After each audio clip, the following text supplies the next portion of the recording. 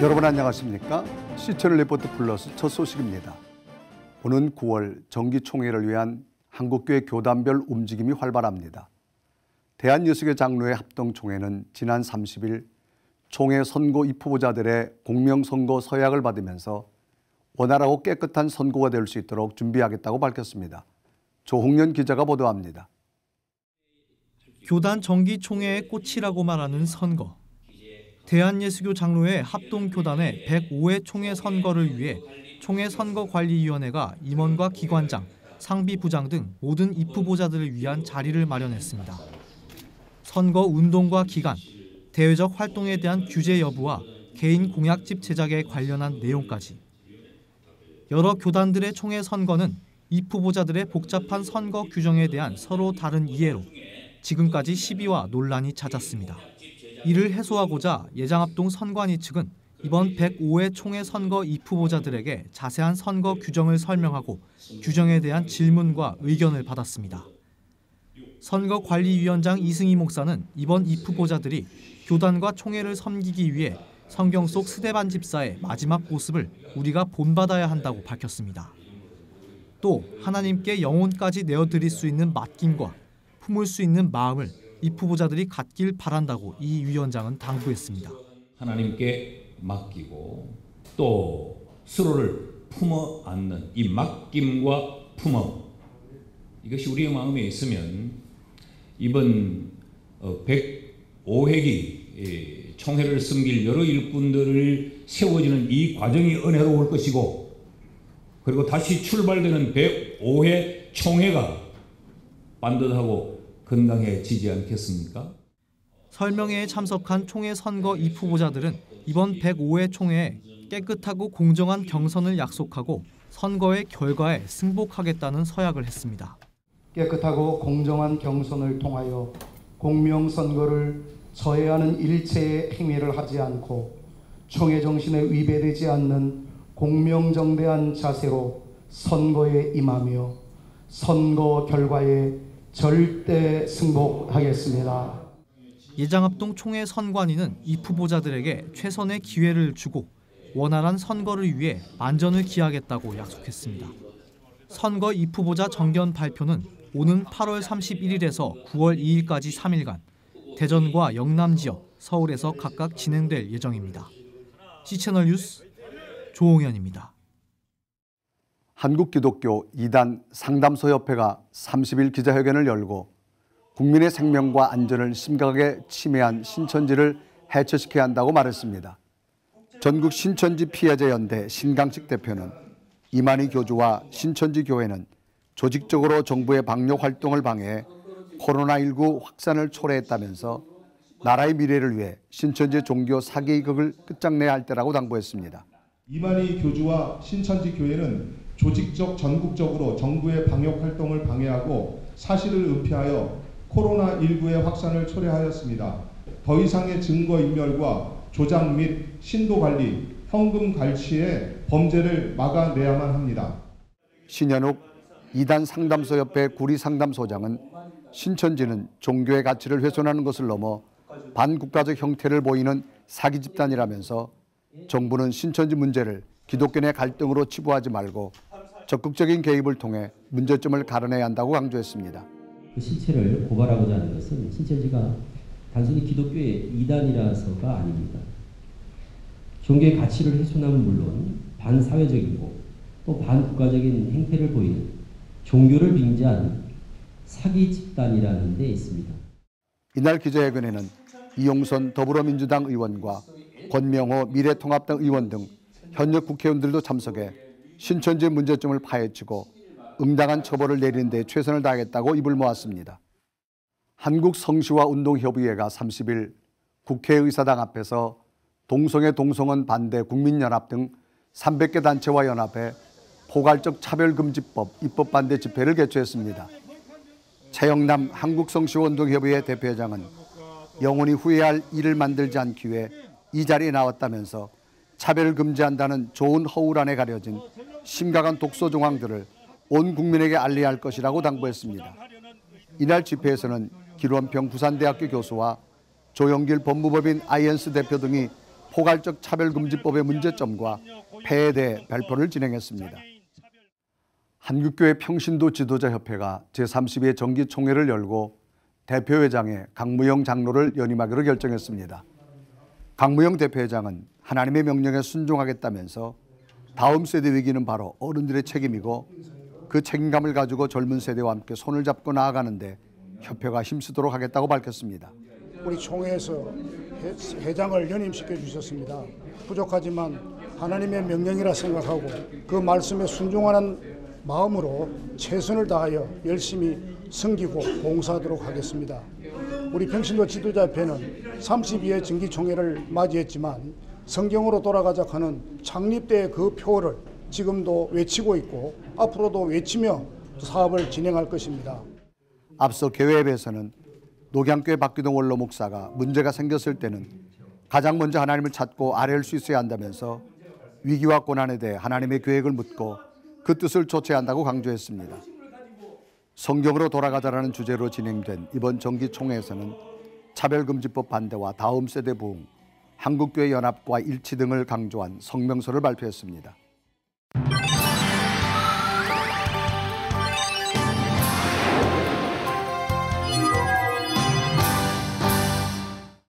포괄적 차별금지법 관련 논란은 이제 교계 안에서만의 일이 아닙니다. 사회 전반에 변화가 요구되는 일이기 때문에 사회 각 분야에서도 법 제정 반대 목소리가 일어나고 있는데요. 오늘은 전라북도의회 나윤건 의원 그리고 세인트폴 세계관 아카데미 대표이신 정소영 미국 변호사 두 분 모시고 관련 내용 좀 짚어보겠습니다. 자, 두 분 어서 오십시오. 아마 두 분은 요즘 이 차별법 때문에 이슈가 된 두 분인데 오늘 여기 모셔서 반갑습니다. 자, 우리 정의당의 장혜영 의원이 포괄적 차별금지법을 발의한 지 이제 한 달이 지났단 말이에요. 자, 한 달 동안 각계각층에서 여러 의견들이 많이 나왔는데 자, 두 분은 이 내용을 듣고 어떠셨는지 우리 한번 의원님부터 말씀해 주실까요? 7년간 2007년부터 7번씩이나 시도되었는데 네. 이 부분은 참 당황스럽다. 어떻게 보면 이미 국회에서 심판이 끝난 일이라고 생각되어지는데 재차 이런 일을 시도하는 것 자체가 너무 이 일을 추진하는 세력들이 집요하다. 뭐 그런 느낌을 받았습니다. 네, 우리 정 변호사님 입장 어떠셨나요? 지금 이제 각계각층이라고 말씀하셨는데 저희가 이제 여성들의 목소리도 있고요. 네네. 특히 이 법안에 대해서는 법조인들이 굉장히 많은 우려를 나타내고 있습니다. 이게 너무 위헌적인 요소가 많기 때문에 그런 부분에 있어서 우리가 좀 더 깊이 짚어봐야 되지 않을까 그런 생각이 듭니다. 여성의 입장에서도? 네, 여성의 네. 입장에서도 그리고 법 자체가 네. 법으로서의 자격이 있는가 네. 너무나 위헌 소지가 많다 이런 의견들이 많았습니다. 특히 우리 의원님께서는 전라북도 의회에서 제정하려고 했던 이 차별금지법을 막아내셨다고 들었는데 정치인으로서는 당론이라고 하는 게 참 굉장히 중요한 어떤 정치 비중 중에 하나인데 아마 쉬우시지 않을 것인데 지금 후폭풍도 계속 있다고 얘기 들었는데 어떻습니까? 이게 저는 이제 더불어민주당 소속인데요. 네. 정의당은 당론으로 정해서 추진하는지 모르지만 민주당은 현재 당론이 아니고요. 다만 일부 민주당에 있는 의원님들이 네. 지지하는 것은 알고 있습니다. 네네. 저를 이제 징계하라, 사퇴시켜라 압박을 많이 가하기도 했는데요. 일단 당론은 아닙니다. 그리고 이제 다만 이제 지역에서 저에게 네. 정의당을 통한 정의당 지지자들이나 그런 분들이 저에게 많은 압박을 가하고 있죠. 이 법안이 차별 촉구하는 법안 자체를 상정하겠다고 하는 조영심 의원의 발언이 있었는데 저희 당론은 아니기 때문에 저는 자의적으로 이 발언을 할 수 있었습니다. 뭐 당론도 아닌데 네. 다른 당에서 어떤 법안을 가지고 그렇게 공격한다고 하는 것도 좀 정치는 자기 소신 얼마든지 말할 수 있잖아요. 네, 그렇습니다. 네. 저도 그렇게 생각합니다. 이 부분은 저는 사전에 전혀 준비하지 못했었고 네네. 오히려 그 정의당 최영심 우리 전라북도 의원께서는 사전에 치밀한 준비를 통해서 아마 원고도 여러 가지 그 준비하는 과정이 있었을 것인데 네. 충분히 본인의 소신을 발표를 했었고요. 네. 저는 이제 그 본회의장 가니까 그 자료가 있어서 순간 보고 제가 놀랐고 네. 저는 사전에 전혀 준비하지 못한 상황이었거든요. 그래서 네네. 공개적으로 토론을 통해서 제가 반대 토론을 했고 저는 짧게 논리적이지도 못했고 당황스러웠죠.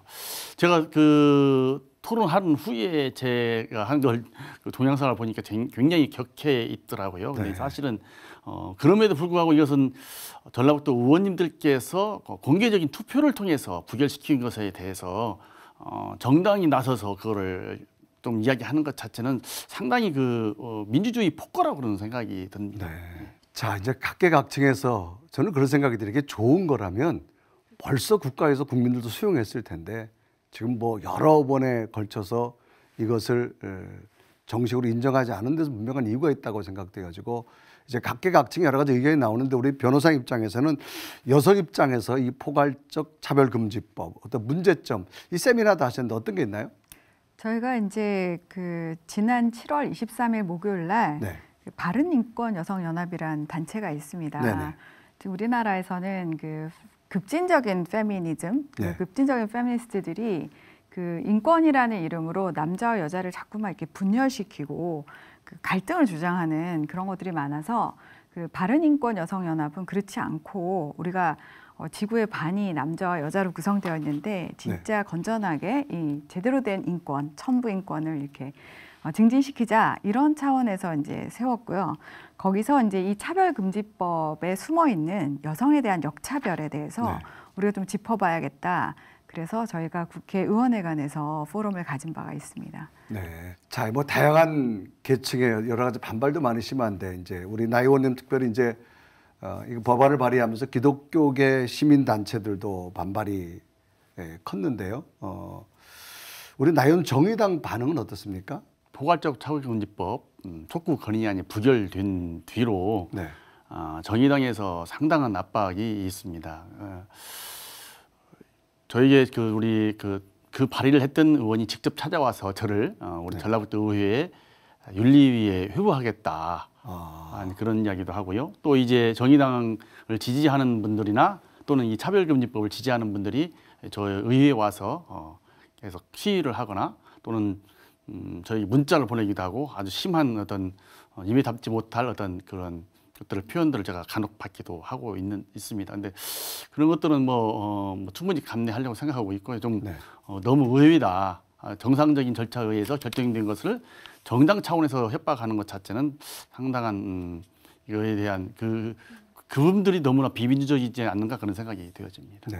뭐 정치인의 소신으로서 개인의 주장을 이야기했는데 어떤 다른 당에서 그렇게 공격한다고 하는 건 좀 이상하다 그런 느낌이 드는데 자, 우리가 이제 이 법안을 보면서 지금까지 차별금지법 우리나라 헌법에 돼 있잖아요. 그런 이제 포괄적 차별금지법 여러 가지 조항이 이제 포함되어졌는데 자, 두 분 입장에 한번 제가 엿듣는데 일반 사람들은 별로 잘 모르는데 두 분은 이 포괄차별금지법에서 어떤 문제점이 있었는가? 우리 변호사는 어떤 문제점을 지적할 수 있을까요? 법안의 전문을 인터넷에서 찾기도 사실 좀 어렵습니다. 네. 그래서 관심 갖고 이제 찾아서 찬찬히 다 이제 읽어보셔야 하는데 네. 23개 카테고리가 있어요.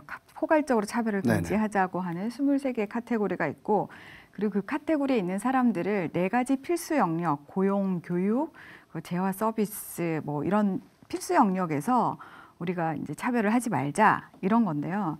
제가 이 법안을 봤을 때는 국민을 굉장히 쪼갠다. 23개의 어떤 계급으로 쪼개는 것 같은 그런 느낌이 좀 들었고 자기들은 이게 뭐 필수 영역으로 굉장히 제한한 것처럼 이야기하지만 그 필수 영역이라는 것이 인간이 살아가는 모든 영역을 다 포함하고 있어요.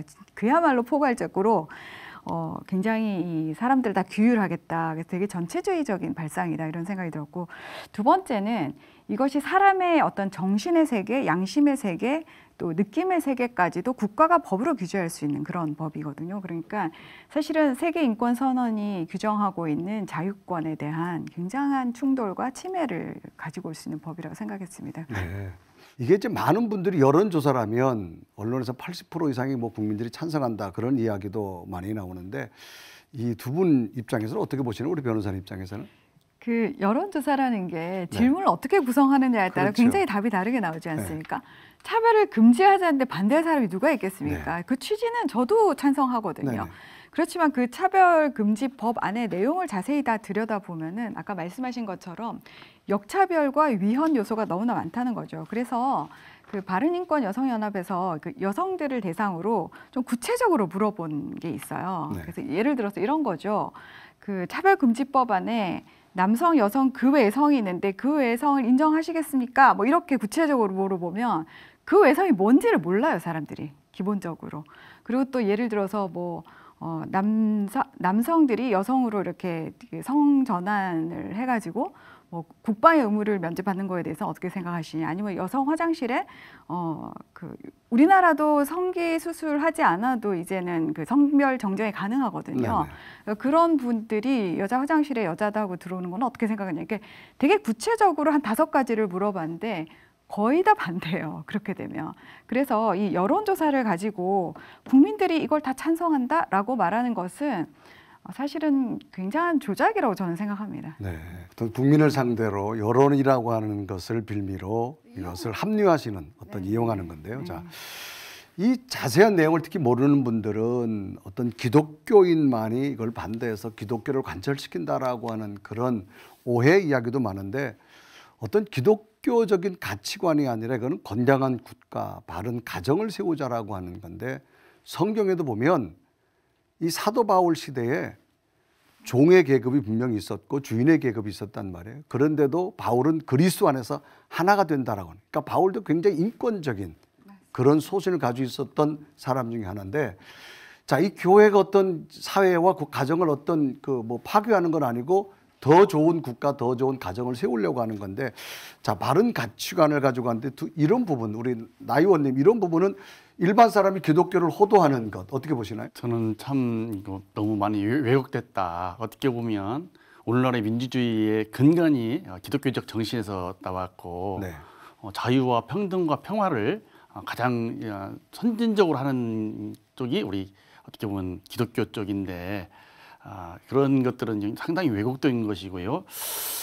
포괄적 차별금지법이라는 아까 말씀드린 것처럼 용어를 포장해서 평등법에다가 해가지고 사람들을 호도하는 것이고, 실제적으로는 기독교는 이 포괄적 차별금지법 안에 성 정체성, 성적 지향 이런 동성애 관련된 법안을 집어넣어놓고 그것에 대한 문제점에 대한 지적을 하니까 모든 우리 기독교가 무슨 차별금지법을 반대하는 것처럼 호도하고 있다. 그래서 왜곡되는 지금 현재 그 어떤 일반 언론들이 하고 있고, 특히 이 포괄적 차별금지법을 추진하는 세력들이 기독교를 국민들로 하여금 어떤 악감정을 갖도록 정말 좋지 않은 표현을 할 수 있도록 유도한다는 그런 생각이 되어집니다. 네, 우리 변호사님 볼 때는 어떤가요? 의원님 말씀하신 것처럼 저희가 기독교적 가치라고 말하는데 이 대한민국은 자유민주주의 그리고 천부인권 이 자체가 사실은 기독교적 가치에서 나왔습니다. 서구 사회에서 우리가 받아들이고 있는 이런 우리가 누리는 모든 시스템이 기독교적 가치에서 나왔기 때문에 그 자체를 가지고 기독교적 가치가 문제가 된다 이렇게 말한다는 것은 사실 대한민국의 정체성을 부인하는 그런 거라고 보고요. 누구나 어떤 그 국가를 사랑하고 건강한 상식을 가진 사람이라면 우리나라의 그 헌법의 정신에 따라서 이 법이 과연 국민을 더 행복하게 또 더 바람직하게 나라를 더 발전시킬 수 있는 방향으로 나갈 것인가 그 관점으로 바라봐야 되겠죠. 그래서 이 차별금지법을 반대하시는 분이 기독교인만 있는 게 아닙니다. 지금 저희들 같이 반대 목소리 내시는 분들 중에는 불교 쪽 분들도 계시고 또 우리 유교 쪽 분들도 사실은 굉장히 많습니다. 유교에서 동성애 이런 걸 받아들일 수 있겠습니까? 우리나라의 전통 문화 너무나 차이가 나는데. 제가 보기에는 모든 종교는 가정을 중시하는 것들이 그렇죠. 있는 것인데 가정을 중시하는 모든 어떤 종교나 어떤 단체에서는 이게 굉장히 소중하다고 느껴지거든요. 그렇죠. 네. 자, 사실 이것이 이제 서구 사회에서도 이게 제정돼 오면서 많은 피폐된 것들, 여러 문제점들이 참 많이 있다라고 하는 것이 통계상에도 나오게 되어지는데, 자, 서구 사회에 나타나는 현상들, 문제점, 우리 나 의원님 어떤 게 들어 있을까요? 서구 사회는 이미 저희들이 자료를 찾아보면 바로 나오는데 네. 이런 그 차별금지법 그리고 그 안에 있는 동성애를 합리화시킴으로 해서 엄청난 그 성병들이 창궐하지 않습니까? 에이즈 관련해서도 많이 있고요. 또 영국에서는 그 우리 학생들이 본인이 트랜스제스터라고 하는 게 이 차별금지법, 이 포괄적 이런 그런 그 법안이 통과된 뒤로 40배가 증가했다는 그런 뉴스도 제가 봤습니다. 네. 그리고 영국 초등학교에서는 동성애인 친구에게 청혼 편지를 쓰는 그런 훈련도 시키고 있다. 그 자체가 얼마나 황당하고 당황스럽겠습니까? 이런 것들이 실제적으로 우리나라에 이루어진다면 이게 일반 상식적으로 국민들이 납득할 수 있을까요? 전혀 그렇지 못할 것이다. 근데 이 안에서 이렇게 숨어 있는 것들에 대해서 말하지 않고 정말 미화시키는 그런 문제가 있지 않나 그런 생각이 되어집니다. 그래서 우리가 성이라고 하는 것은 어떤 부부간의 사랑, 여기서 부부라는 것은 남자와 여자를 분명히 전제로 합니다. 부부간의 어떤 사랑의 확인이나 또 기쁨을 나누고 종족의 보존, 그런 의미를 분명히 가지고 있는데, 이런 동성애가 개입되다 보면 가정이 무너지는데, 자, 서구 사회 여러 가지 피폐된 문제들, 우리 변호사는 어떤 입장들이 있을까요? 그 서구 사회가 이 동성 결혼을 받아들이면서 사실은 아이들의 인권이 굉장히 문제가 되고 있습니다. 네. 왜냐하면 말씀하신 것처럼 성은 이게 인간의 쾌락을 위한 것이 아니고 사실 생명과 직결되어 있는 문제이고, 그 건강한 가정 안에서 아이들이 잘 자랄 수 있는 거잖아요. 근데 지금 그 CNN에 굉장히 유명한 앤더스 쿠퍼라는 앵커가 있는데, 이분이 유명한 동성애자거든요. 네. 그분이 최근에 입양을 했어요. 네. 근데 입양을 하고 뭐 세계가 다 축하를 했죠. 다 축하를 했는데, 이분이 이 아이를 얻게 된 것이 난자를 샀고, 본인이 정자를 결합을 했고, 그 다음에 이 난자를 착상시킬 대리모를 샀고, 그 대리모가 이제 애를 낳고 나면 이 아이를 키워줄 또 이 엄마가 또 필요하겠죠. 그러니까 이 3명의 여자가 이렇게 필요한 거예요. 이 아이 하나를 하기 위해서. 근데 이 아이가 그런 식으로 사실 자라나고 하는 것이 바람직할까? 이것을 사회적으로 확대시키는 것이 여성의 인권에 어떤 영향을 미친가? 여성이 굉장히 상품화되는 거예요. 여성이 부분 잘리는 거예요. 난자 제공자와 자궁 제공자와 이런 식으로. 그래서 저는 이런 문제들을 깊이 들여다보지 않고 정말 차별 금지하니까 너무 좋네? 뭐 이런 단순한 그런 표피적인 것으로 법을 제정하려고 시도하는 것도 좀 부끄러운 일이다. 우리 국회의 어떤 입법 수준을 보여주는 거 아닌가, 그런 생각이 좀 들었습니다. 뭐 포괄적 차별금지법 안에는 뭐 이런 동성애 관련도 있지만 뭐 인권에 관한 것도 참 굉장히 많은데, 앞으로는 그게 아까 변호사 말씀대로 23개 항목을 쪼개서 했으면 결국은 어떤 인간 대 인간의 삶 속에 피폐해져가는 그런 현실이 되어지고 서로 고발할 수 있는 근거만 서로 만들 수밖에. 그러니까 대립과 대립, 화목이 아니라 네네. 그런 관계가 되어지는 거니까, 그러니까 일본 국민들은 잘 모르니까 그렇죠. 차별금지법 좋다. 뭐 그거 충분히 받아들인다. 그렇게 이야기하는데 세부적으로 가보면 여러 가지 함정이 참 많이 있는 건데요. 이런 걸 추진하는 사람들의 의도가 분명히 있을 거란 말이에요. 그거를 하면서 좀 마무리했으면 좋겠는데.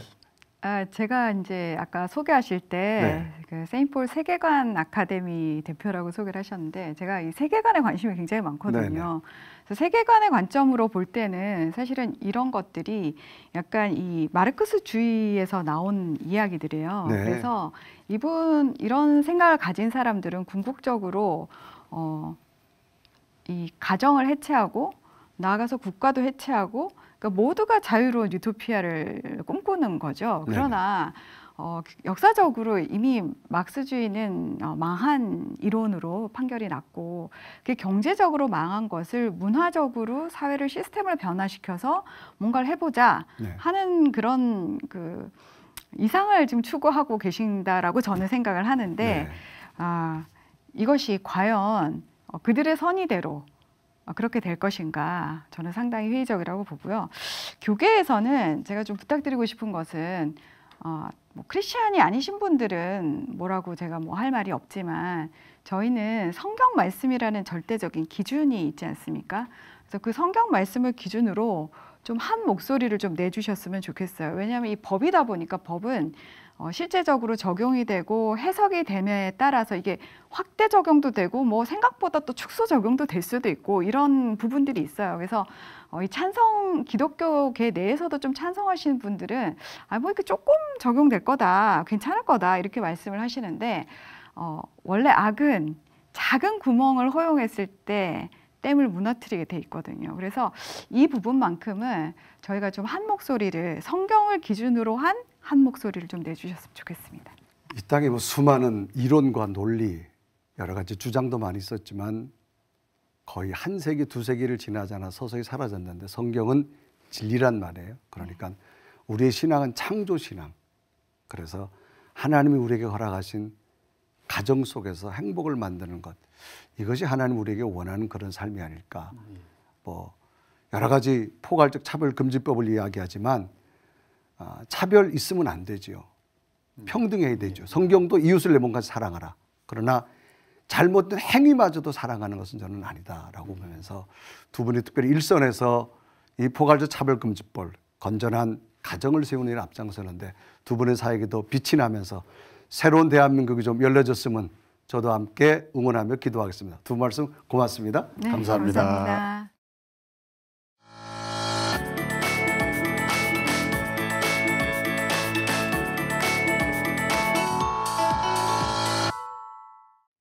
마지막과 시작은 어쩌면 같은 말일 수도 있습니다. 마무리가 있어야 새로운 출발도 있게 마련인데요. 7월을 마무리하니 2020년도 반환점을 훌쩍 돌아서 이제 올해도 5개월밖에 남지 않았습니다. 모두가 어렵고 힘든 시기지만 기대함으로 소래를 격려하면서 선한 일에 더욱 부지런한 시간이 되겠습니다. 시청일보드 플러스 시청자 여러분 고맙습니다.